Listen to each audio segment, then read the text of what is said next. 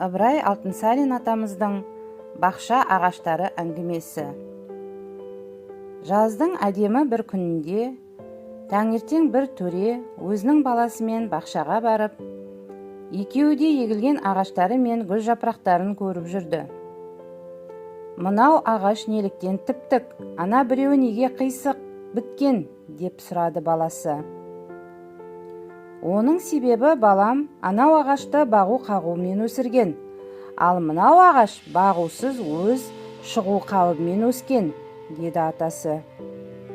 «Олай болса, бағу қағуда көп мағына бар екен ғой», деді баласы атасына.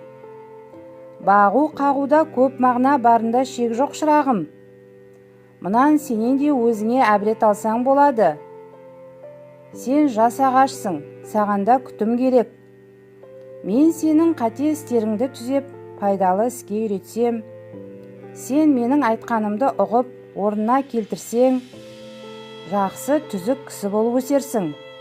Бағусыз бетіңмен кетсең, сенде мынау қисық біткен ағаштай қисық өсерсің», депті атасы.